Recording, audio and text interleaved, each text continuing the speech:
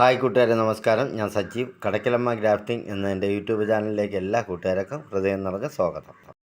ചെടികളുടെ ആദ്യ വളർച്ചയെ പരിപോഷപ്പെടുത്തുന്നതിനും അതുപോലെ തന്നെ നല്ല പുഷ്ടിയോടെ ചെടി വളർന്നു വരുന്നതിനും നമ്മൾ ആദ്യം കൊടുക്കുന്ന അടിവളമായിട്ടും കൊടുക്കുന്നതും എന്നാൽ മുകൾ ഭാഗത്ത് ഇട്ട് കൊടുക്കുന്നതുമായിട്ടുള്ള ഒരു വളമാണ് ചാണകം. അതും ഉണങ്ങിപ്പൊടിഞ്ഞ ചാണകപ്പൊടി. എന്നാൽ പല കാരണങ്ങൾ കൊണ്ടും അടിക്കടി ഉണ്ടാകുന്ന വിലക്കയറ്റമാണ് നമ്മളെ കൃഷി രീതികളെ ആകെ തകിടം മറിക്കുന്നത്. ഇപ്പോൾ ഒരു ചാക്ക് ചാണകപ്പൊടിക്ക് 125 രൂപ 150 രൂപ വിലയുണ്ട്.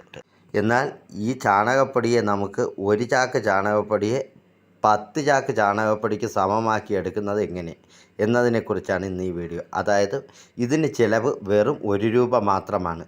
അപ്പോൾ ഈ രീതിയിൽ നമ്മൾ ചാണകപ്പൊടി ഒരു ചാക്ക് പൊടിയെ നമ്മൾ 10 ചാക്ക് പൊടിക്ക് തുല്യമാക്കി എടുത്തു കഴിഞ്ഞാൽ നമുക്ക് കൃഷിയെ നല്ല രീതിയിൽ കൊണ്ടുപോകാൻ സാധിക്കും.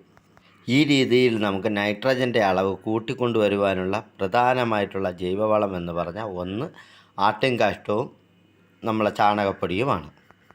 ഈ രീതിയിൽ നമ്മൾ ചാണകത്തെ മിക്സ് ചെയ്യുമ്പോൾ ഇവിടെ നടക്കുന്നത് നൈട്രജൻ ഫിക്സേഷനാണ്. ഈ രീതിയിൽ നൈട്രജൻ ഫിക്സേഷൻ നടക്കുമ്പോൾ നമ്മൾ ചേർത്ത് കൊടുക്കേണ്ടത് ചാണകപ്പൊടിയോ അതുപോലെ തന്നെ ആട്ടിൻകാഷ്ടമോ ആണ്. ഇനി കോഴിവളമായാലും നമുക്കിത് ചേർത്ത് കൊടുക്കാം.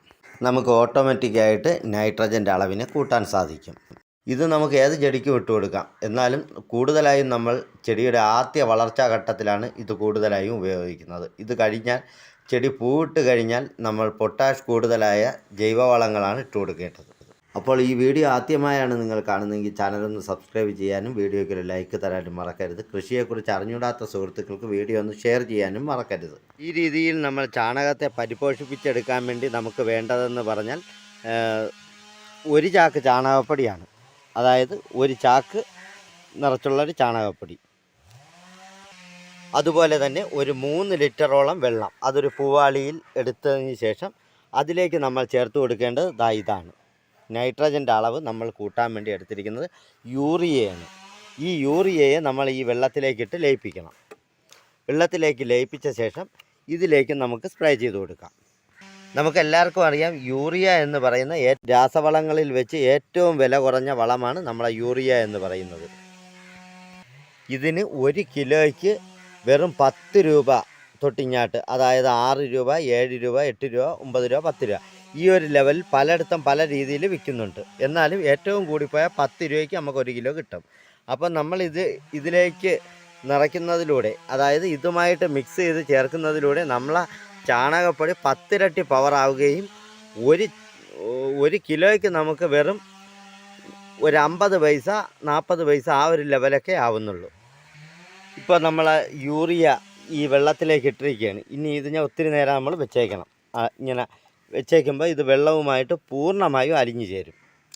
അതുകൊണ്ട് തന്നെ ഇതിൻ്റെ പ്രവർത്തനം നല്ല രീതിയിൽ നടക്കുകയും ചെയ്യും. അപ്പോൾ നമ്മളെ യൂറിയ അലിയുന്ന സമയത്ത് നമുക്ക് ഈ ചാണകത്തിലെ വലിയ കട്ടകളുണ്ടെങ്കിൽ അതിനെ നമുക്ക് പൊടിച്ചെടുക്കാം.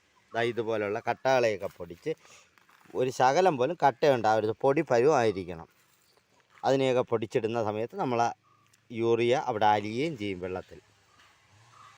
അതുപോലെ തന്നെ നമ്മൾ ചാണകപ്പൊടിയും ആട്ടിൻകാഷ്ടവും ഒക്കെ ഉപയോഗിച്ച് കൃഷി ചെയ്യുമ്പോൾ കൂടുതലായിട്ട് കണ്ടുവരുന്നതെന്ന് പറഞ്ഞാൽ അട്ടയുടെ ശല്യം കൂടുതലായിട്ട് കണ്ടുവരുന്നുണ്ട്. അപ്പോൾ ഈ അട്ട, പുഴുക്കൾ ഇങ്ങനെയൊക്കെ ഉള്ള ശല്യം നമുക്ക് ഒഴിവായി കിട്ടുകയും ചെയ്യും. അതുപോലെയല്ലേ ഈ പന്നിയുടെ ശല്യമുള്ള സ്ഥലങ്ങളിൽ, പന്നി ശല്യം അധികമായിട്ട് കാണുന്ന സ്ഥലങ്ങളിലും ഇതുപോലെ നമ്മൾ നൈട്രജൻ ഫിക്സേഷൻ ചെയ്ത, അതായത് നമ്മൾ യൂറിയ ചാണകത്തെ ലയിപ്പിച്ച ചാണകപ്പൊടിയാണ് ഇട്ട് കൊടുക്കുന്നത്. ഈ പന്നിയുടെ ശല്യം അധികമായിട്ട് കാണാറില്ല. യൂറിയ വെള്ളത്തിലേക്ക് അലിഞ്ഞു കഴിഞ്ഞാൽ നമുക്ക് പൂവാളിയിൽ ഇതുപോലെ ഇതിലേക്ക് നനച്ചു കൊടുക്കാം. ഇങ്ങനെ നനച്ചതിന് ശേഷം കുറച്ച് നേരം വെച്ചേക്കുക. അപ്പോൾ ഈ വെള്ളമെല്ലാം, നമ്മൾ യൂറിയ കലക്കിയ വെള്ളമെല്ലാം ഇതിലേക്ക് പിടിക്കും. അതിന് ശേഷമാണ് ഇത് കുറച്ച് നേരം കഴിയുമ്പോഴത്തേക്ക് വെള്ളവും ഈ ചാണകവുമായിട്ട് നല്ലതുപോലെ മിക്സ് ആവും.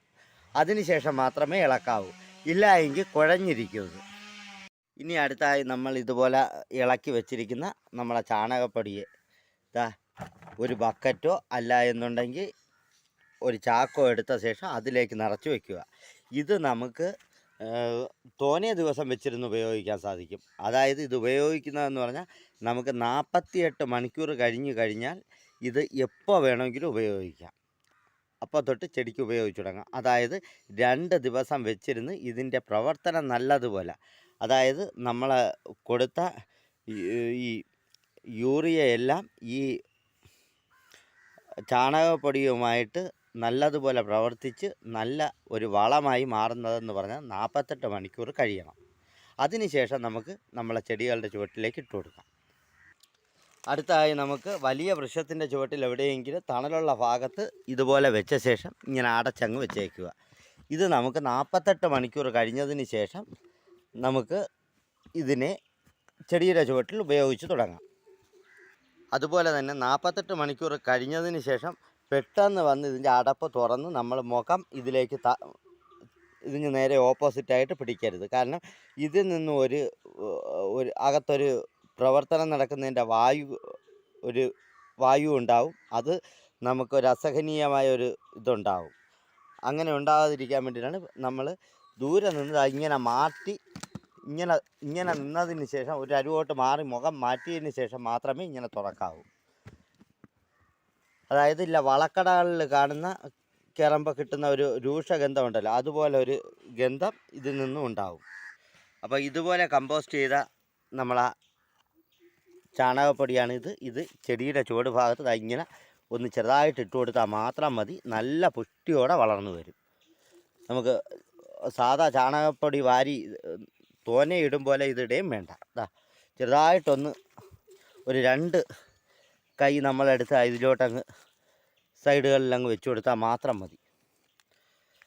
അപ്പോൾ ഈ ചെടിയൊക്കെ ഞാൻ അങ്ങനെ വളർത്തിയെടുത്ത ചെടിയാണ്. ഇതുപോലെ